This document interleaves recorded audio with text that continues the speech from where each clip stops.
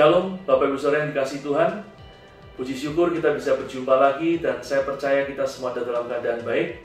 Dan kembali saya mengajak kita untuk merenungkan firman Tuhan. Mari buka Alkitab kita dari Injil Matius pasal yang ketiga ayat 11 sampai dengan 12.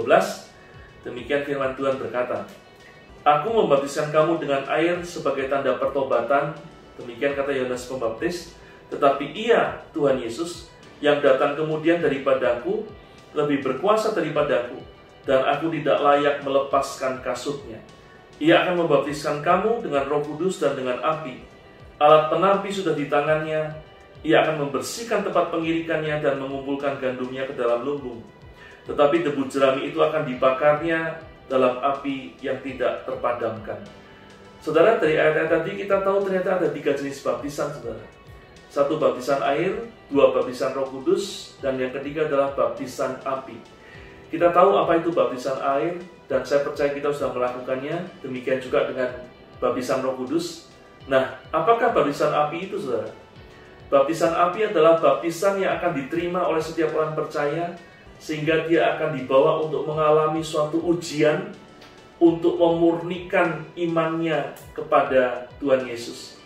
Baptisan api ini seperti yang Tuhan Yesus terima juga, saudara, di mana Tuhan Yesus dibawa oleh Roh Kudus ke padang gurun untuk berpuasa selama 40 hari 40 malam dan kemudian dicobai oleh iblis. Nah, saudara, ternyata kita tahu bahwa tujuan baptisan api ini adalah untuk memisahkan apakah seseorang termasuk kelompok gandum atau debu jerami, saudara. Apakah seseorang termasuk kelompok orang benar atau orang tidak benar, kelompok orang baik atau orang tidak baik. Nah, mengapa baptisan api bisa memisahkan setiap orang percaya jadi 2 kelompok ini, saudara? Mari kita lihat dari 2 Timotius pasal yang ketiga ayat 1 sampai dengan 5. Demikianlah firman Tuhan berkata, Ketahuilah bahwa pada hari terakhir akan datang masa yang sukar. Manusia akan mencintai dirinya sendiri dan menjadi hamba uang. Mereka akan membual dan menyombongkan diri. Mereka akan jadi pemfitnah. Mereka akan berontak terhadap orang tua dan tidak tahu berterima kasih, tidak mempedulikan agama, tidak tahu mengasihi, tidak mau berdamai, suka menjelekan orang, tidak dapat mengekang diri, garang, tidak suka yang baik, suka mengkhianat, tidak berpikir panjang, berlagak tahu, lebih menuruti hawa nafsu daripada menuruti Allah. Secara lahiriah mereka menjalankan ibadah mereka, tetapi pada hakikatnya mereka memungkiri kekuatannya. Jauhilah mereka itu. Saudara, ternyata Alkitab sejak jauh hari sebelumnya sudah mengatakan bahwa pada hari-hari yang terakhir akan ada masa yang sukar. Dan kalau seseorang menghadapi masa yang sukar, saudara, biasanya manusia lebih mengkhawatirkan tentang masalah penghidupan, masalah kebutuhan, keinginan, kenikmatan yang tidak mudah didapatkan lagi. Tetapi Alkitab mengingatkan hal yang lain. Alkitab mengatakan bahwa karena masa yang sukar, seseorang bisa kehilangan kepribadian yang baik, bisa kehilangan karakter yang baik. Sehingga, saudara, seseorang akhirnya menjadi punya tabiat yang tidak baik, saudara.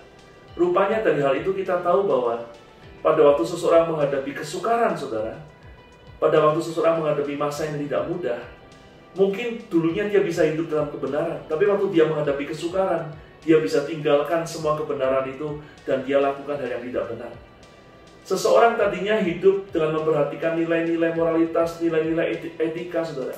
Tapi karena kesukaran yang dia alami, dia bisa meninggalkan semua nilai-nilai yang selama ini dia lakukan.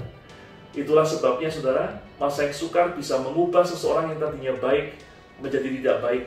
Seseorang yang tadinya benar jadi tidak benar. Seseorang yang tadinya baik jadi jahat, saudara. Ya, dan karena itu dikatakan baptisan api akan memisahkan seseorang apakah termasuk kelompok dalam gandum atau debu jerami. Dan karena itu, saudara, kesukaran juga bisa membuat seseorang menjadi lebih baik lagi, menjadi lebih sungguh-sungguh kepada Tuhan. Seperti dikatakan dalam Markus 9 ayat 49 sampai dengan 50. Karena setiap orang akan digarami dengan api. Garam memang baik, tetapi jika garam menjadi hambar, dengan apakah kamu mengasinkannya? Ayat tadi mengatakan bahwa garam akan berguna kalau dia punya rasa asin. Tapi garam tidak akan berguna kalau dia kehilangan rasa asinnya. Nah, bagaimana garam yang sudah tidak asin itu dikembalikan rasa asinnya, saudara? Ternyata harus dibakar dengan api. Dengan kata lain, saudara, seorang anak Tuhan, waktu dia mengalami kesukaran, maka dia kembali bisa menjadi garam kembali. bisa kembali mengalami atau mempunyai rasa asing lagi. Dengan kata lain, kesukaran di sisi yang lain bisa membuat seseorang kehilangan karakter yang baik, tetapi di sisi lain, kesukaran bisa membuat seseorang kembali menjadi bersungguh-sungguh kepada Tuhan. Dan saat ini saudara, kita sedang menghadapi masa yang tidak mudah, masa yang sukar. Dan saya berdoa biar kita semua termasuk dalam kelompok golongan gandum, yaitu orang-orang yang karena masa sukar, masa sulit, kembali menjadi asing, kembali menjadi sungguh-sungguh kepada Tuhan. Dan untuk itu mari berdoa bersama dengan saya, supaya Roh Kudus tolong kita semua melalui saat-saat ini, sehingga kita semua tetap ada dalam kebenaran firman Tuhan, bahkan kita semakin bersungguh-sungguh mengandalkan Tuhan, percaya dan berharap kepada Tuhan. Mari satukan hati dalam doa, berdoa bersama-sama dengan saya. Tuhan, kembali hamba-Mu datang kepadamu bersama dengan umat-Mu, dan kami meminta anugerah-Mu Tuhan. Tolong kami dalam menghadapi masa-masa yang sukar ini, supaya kami tidak kehilangan karakter yang baik, kami tidak kehilangan kepribadian yang baik. Bahkan melalui masa-masa yang sukar ini Tuhan, kami menjadi lebih bersungguh-sungguh kepada Engkau, menjadi lebih bersungguh-sungguh bergantung, berharap kepadamu, dan sungguh-sungguh hidup dalam kebenaran-Mu. Terima kasih, dan kami percaya setiap orang-orang yang bersungguh hati kepada Tuhan tidak akan dikecewakan. Karena itu hari ini hamba-Mu berdoa dalam nama Yesus, biar atas setiap anak-anak-Mu yang bersungguh hati kepada Tuhan turun anugerah. Dalam nama Yesus diberkatilah kehidupan-Mu jemaat Tuhan.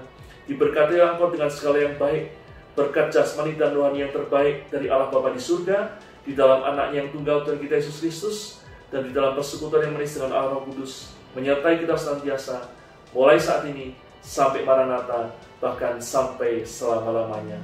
Di dalam nama Tuhan Yesus Kristus, aku lepaskan berkat ini. Haleluya. Amin. Nah saudara, demikian perenungan kita hari ini. Dia jadi berkat buat kita semua. Sampai jumpa dalam kesempatan lain. Tuhan memberkati dan shalom.